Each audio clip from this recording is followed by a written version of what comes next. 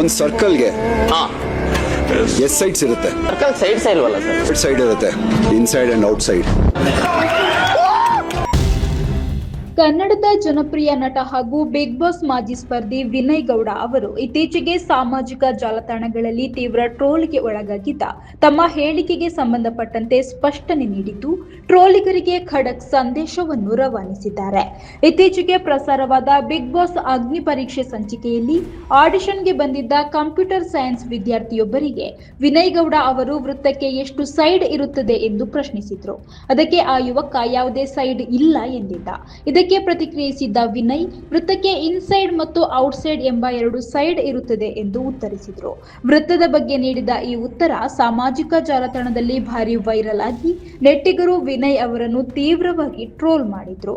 ಈ ಟ್ರೋಲ್ಗಳ ಬಗ್ಗೆ ಇನ್ಸ್ಟಾಗ್ರಾಮ್ ಮೂಲಕ ವಿಡಿಯೋ ಹಂಚಿಕೊಂಡಿರುವ ವಿನಯ್ ಗೌಡ ಜೋರ್ಡನ್ ಕರ್ವ್ ಸಿದ್ಧಾಂತವನ್ನು ಉಲ್ಲೇಖಿಸಿ ತಮ್ಮ ನಿಲುವನ್ನು ಸಮರ್ಥಿಸಿಕೊಂಡಿದ್ದಾರೆ.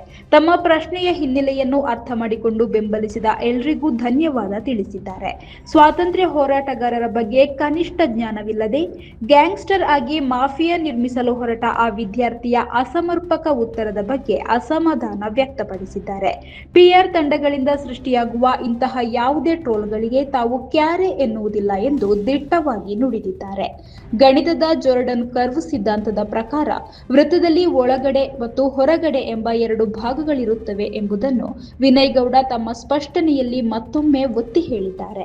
ವಿನಯ್ ಗೌಡ ಅವರು ಸರ್ಕಲಿಗೆ 2 ಸೈಡ್ಸ್ ಇದೆ ಅಂತ ಹೇಳಿದಕ್ಕೆ ಸಿಕ್ಕಾಪಟ್ಟೆ ಟ್ರೋಲ್ ಆಗ್ತಿದ್ದಾರೆ. ಆದ್ರೆ ಸರ್ಕಲಿಗೆ 2 ಸೈಡ್ಸ್ ಇದೆ ಅಂತ ನಾನು ಪ್ರೂವ್ ಮಾಡ್ತೀನಿ. ಅದಕ್ಕೂ ಮುಂಚೆ ಅದೊಂದು ಎಂಟರ್ಟೈನ್ಮೆಂಟ್ ಶೋ, ಎಂಟರ್ಟೈನ್ಮೆಂಟ್ ತರ ತಗೋಬೇಕು, ಫನ್ ತರ ತಗೋಬೇಕು. ಲಾಜಿಕಲಿ ಜಾಸ್ತಿ ಥಿಂಕ್ ಮಾಡಕ್ ಹೋಗ್ಬಾರ್ದು.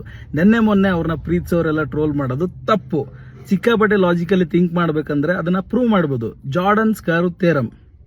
A circle divides a 2D plane into 2 parts which has inside and outside. ನಾನು ಕಮೆಂಟ್ ಅಲ್ಲಿ ಹಾಕಿದ್ದೀನಿ, ಕನ್ನಡದಲ್ಲೂ ಹಾಕಿದ್ದೀನಿ, ಇಂಗ್ಲಿಷಲ್ಲಿ ಹಾಕಿದ್ದೀನಿ. ರಿಸರ್ಚ್ ಮಾಡಿ ಹೋಗಿ ನೋಡಿ. ಏನಾದ್ರು ಡೌಟ್ಸ್ ಇದ್ರೆ ಅಲ್ಲೇ ಕಮೆಂಟ್ ಮಾಡಿ. ಓಕೆನಾ?